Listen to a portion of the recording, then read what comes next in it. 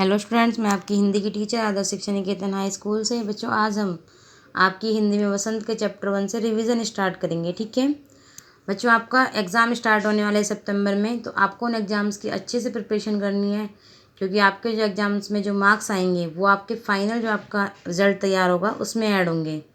इसलिए आपको इन एग्ज़ाम्स की अच्छे से प्रिपरेशन करनी है। और इन एग्ज़ाम्स में बच्चों आपके 50 क्वेश्चंस 50 मार्क्स के होंगे, यानी 50 क्वेश्चन 50 मार्क्स के। सभी क्वेश्चंस एमसीक्यूज़ होंगे। आपको हर एक चैप्टर अच्छे से रीड करना है, क्योंकि क्वेश्चंस के बीच में से भी मैंने क्वेश्चंस आपके चैप्टर के बीच में से भी आपके मैंने क्वेश्चंस बनाए हैं। इसलिए आपको हर एक चैप्टर अच्छे से रीड करना है। अगर आप चैप्टर अच्छे से रीड नहीं करेंगे तो आपको समझ में नहीं आएंगे बीच में जो क्वेश्चंस बनाए हैं। ठीक है, इसलिए आपको हर एक चैप्टर हिस्ट्री में एसएसटी का भी और हिंदी का भी हर चैप्टर अच्छे से रीड करना है। आपका मैंने एसएसटी का सिलेबस आपको मैंने बता दिया है और आपको मैंने सेंड भी कर दिया है। हिंदी का भी मैंने सेंड कर दिया है और बाल राम कथा में बता दिया था। एक बार आप मैं फिर बता देती हूँ। बाल राम कथा में आपके बच्चों चैप्टर 1 से लेकर 6 तक आएगा। वसंत में आपको बच्चों चैप्टर 1 से लेकर 9 तक आएगा।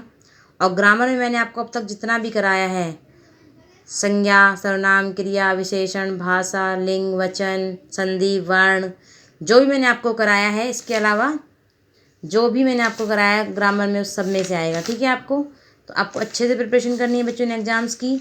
और आज हम बच्चों आपके चैप्टर 1 से रिवीजन स्टार्ट करते हैं।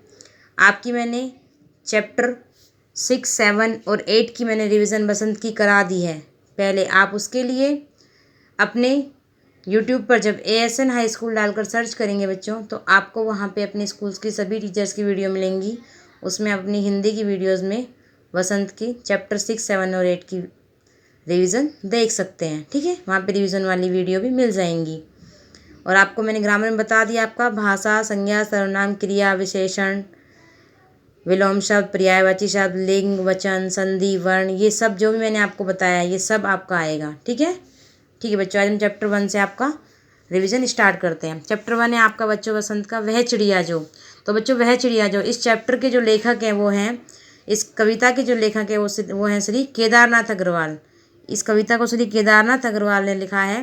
और इस कविता में जो है कवि ने एक छोटी सी चिड़िया को खाने पीने की चीज़ों और उसकी रुचियों के बारे में बताया है।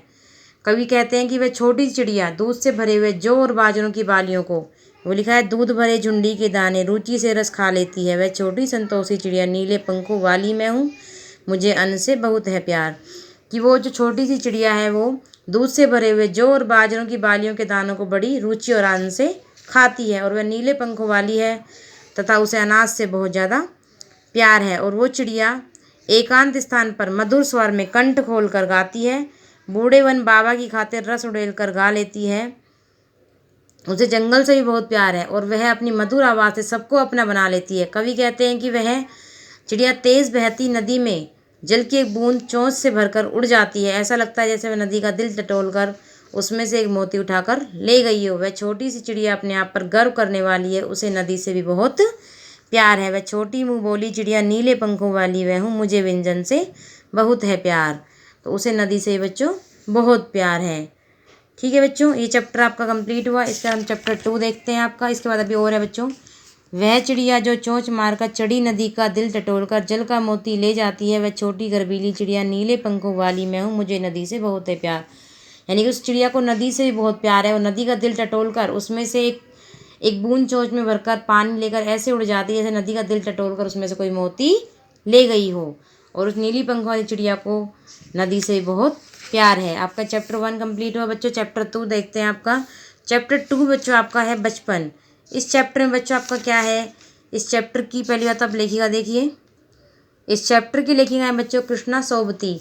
और इस चैप्टर में लेखिका ने अपने बचपन की घटनाओं को, क्रियाकलापों, यादों को बताया। लेखिका कहती है कि उस उम्र के बढ़ने के साथ साथ उनके पहनावे में भी को बहुत ज़्यादा बदलाव आ गया था।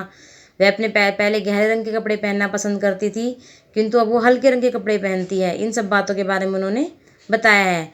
तो लेखिका जो है अपने बचपन को याद करते बताती है कि उनके माता पिता उन्हें प्रत्येक शनिवार को घर के सभी बच्चों को कैस्टर ऑयल पीने को दिया करते थे। ऑलिव ऑयल या कैस्टर ऑयल पिलाया करते थे और उनका मानना था कि इससे उन बच्चों की सेहत जो है वो ठीक रहती है। उसके बाद तब के समय में और अब के समय में काफ़ी अंतर आ गया है। पहले खाने पीने की चीज़ों से लेकर मनोरंजन के साधनों में भी है। लेखिका बताती है कि उसका घर शिमला पहले शिमला के मॉल रोड के पास ही था, तो वहाँ पे वह खूब घूमती फिरती थी। उसे खाने पीने की चीज़ों का भी बहुत शौक़ था। चॉकलेट और टॉफ़ी जो थी, वो चॉकलेट और टॉफ़ी तो काफ़ी मात्रा में उनके पास रहती थी। वह शिमला के खट्टे मीठे और रसदार फलों को आज भी याद करती हैं। उसे चने जो और गर्म खाना और शिमला रिज पर घुड़सवारी करने में बहुत मज़ा आता था। लेखिका शिमला की सुंदरता का वर्णन करते बताती हैं कि शाम के समय वहाँ पर रंगीन गुब्बारे उड़ते थे। सामने जाखू का पहाड़ था और वहीं ऊंचा चर्च भी था। जब चर्च की घंटियाँ बजती थी तो उनकी गूंज बहुत दूर तक सुनाई देती थी। सूर्यास्त के समय गुलाबी सुनहरी धारियाँ नीले आसमान पर फैल जाती थी और दूर दूर तक फैले पहाड़ों के मुखड़े गहराने लगते थे। देखते ही देखते बत्तियाँ टिमटिमाने लगती थी। रात के समय रिज की रौनक और स्केल्ड पॉइंट भी भीड़ और भी बढ़ जाती थी। वहीं स्केल्ड पॉइंट के सामने की दुकान पर शिमला काल का ट्रेन का एक मॉडल रखा होता था। वह मॉडल भी लोगों के आकर्षण का केंद्र बना रहता था। लेखिका अपने बचपन की घटना को याद करते हुए बताती है, यानी लेखिका ने यहाँ पे अपनी बचपन की जिन जिन घटनाओं को उन्होंने किया है, यानी कि उनकी बचपन में जितनी भी घटनाएं हुई हैं उन सब के बारे में बताती हैं लेखिका कि मेरे बचपन में ऐसे हुआ, मैंने ये खाया, मैंने ये पिया, हम ऐसे रहते थे, आज ऐसे रहते हैं बच्चे, हम कहाँ घूमते थे, कैसे घूमते थे। उन्होंने एक किस्सा और बताया है कि उनकी आंखों पर जो चश्मा लग गया था, तो जब वो सभी उन्हें बहुत हैरानी से देखते थे और उनका जो चचेरा भाई था वो तो उन्हें चिढ़ाता था। वो कहता था, आँख पर चश्मा लगाया ताकि सूझे दूर की, यह नई लड़की को मालूम सूरत बनी लंगूर की। तो लेखिका बताती कि इस बात को सुनकर उन्हें बहुत गुस्सा आता था, बहुत खींचती थी। तब उसने आईने के आगे जाकर चश्मा लगाया और बार बार उतारा। लेखिका बताती हैं कि वो आजकल वो टोपी पहनना पसंद करती हैं। पहले तो दुपट्टे ओढ़ना अच्छा लगता था, लेकिन आजकल वो सहज सरल और हिमाचली टोपियाँ पहनती हैं। तो लेखिका ने अपने बचपन की सभी बातों को यहाँ पे बताया है बचपन चैप्टर में। ठीक है बच्चों, आपका चैप्टर 2 कंप्लीट हुआ। आपका हम चैप्टर 3 देखते हैं बच्चों। चैप्टर 3 है आपका नादान दोस्त। क्या नाम है आपके चैप्टर 3 का बच्चों? नादान दोस्त। बच्चों ये एक कहानी है, मुंशी प्रेमचंद ने लिखी है। इस कहानी में बच्चों क्या होता है, 2 भाई बहन होते हैं, केशव और उसकी बहन। तो केशव जो था उसके घर के ऊपर कॉर्निस पर चिड़िया ने अंडे दिए थे। तो केशव जो है उन अंडों को धूप से बचाने के लिए उन अंडों को उठाता है और वो मतलब अपनी माँ से उन अंडों के लिए बहुत क्वेश्चंस पूछना चाहता था। बहुत सारे सवाल थे उसके मन में, लेकिन उनके पास कोई जवाब देने के लिए उसके माता पिता बहुत बिजी रहते थे, इसलिए जवाब नहीं दे पा रहे थे। और उन दोनों बच्चों केशव और उसकी बहन को उनके दाने पानी की चिंता सताती थी कि वो ऊंचे हैं, कैसे होंगे, क्या करते होंगे, कैसे खाते होंगे। तो एक दिन क्या करते हैं, वो दोपहर के टाइम में उन चिड़िया के बच्चों की रक्षा करने की सोचते हैं अंडों की। तो उन्होंने क्या किया, अपनी माँ से छिपकर चाल पानी का प्रबंध किया और चिड़िया और उनको धूप से बचाने के लिए कूड़ा फेंकने वाली टोकरी लेकर आए दोनों, और दोनों बहन भाई मिलकर उनको लग गए बचाने के लिए। तो क्या होता है, केशव जो होता है जब उनकी माँ सो जाती है तो दोनों बच्चे किवाड़ खोलकर बाहर निकल जाते हैं और केशव कमरे से स्टूल लाकर उसके नीचे नहाने की चौकी लगाकर चढ़ जाता है। श्यामा स्टूल को पकड़े रहती है। तो केशव जो है उन अंडों को नीचे कपड़ा बिछाता है, टोकरी के ऊपर उन अंडों को रख देता है। तो श्यामा भी कहती है भैया मुझे भी दिखाओ, लेकिन केशव नहीं दिखाता है। वहाँ पर 3 अंडे रखे हुए थे। कितने रखे हुए थे? 3 अंडे पड़े हुए थे। तभी तो वो लोग दोनों वहाँ सामान जहाँ से उठाया था वहाँ रख देते हैं वापस से। तो उसकी माँ की नींद खुल जाती है। वो उनकी माँ उन दोनों को डांट कर अंदर ले जाती है। तो उसकी माँ जब अंदर ले जाती है तो वो बच्चे दोनों सो जाते हैं। शाम को जब वो उठते हैं तो देखते हैं कि वो जो अंडे थे वो टूट गए हैं। तो श्यामा ने माँ को बताया कि चिड़िया के जो अंडे हैं वो टूट गए माँ, और भैया ने ही इन अंडों को छेड़ा था। तो तभी श्यामा ने माँ को बताया कि चिड़िया के अंडे टूट गए हैं, और श्यामा को लगा कि शायद केशव की गलती से अंडे टूटे हैं, इसलिए उसने माँ को शिकायत की कि केशव ने अंडों को छेड़ा था। तो उसकी माँ ने बताया कि एक बार अगर चिड़िया के अंडों को छू देते हैं तो वो छूने से वो चिड़िया के अंडे गंदे हो जाते हैं और चिड़िया फिर उन अंडों को नहीं सहती।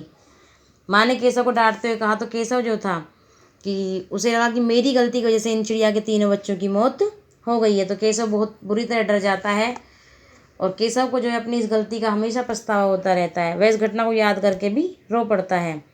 और उसके बाद केशव को और श्यामा को दोनों चिड़िया फिर कभी भी वहाँ नहीं दिखाई पड़ती। ठीक है बच्चों, तो इस तरीके से बच्चों में पशु पक्षियों से प्रेम करना चाहिए, लेकिन उनसे कभी भी छेड़छाड़ नहीं करनी चाहिए। ठीक है, ये मुंशी प्रेमचंद जी की कहानी थी बच्चों। इसके बाद बच्चों हम आपका चैप्टर 4 देखते हैं, चांद से थोड़ी सी गप्पें। तो बच्चों ये चैप्टर जो है इसके राइटर हैं, यानी इसके लेखक कवि हैं ये कविता है तो इसके कवि हैं शमशेर बहादुर सिंह।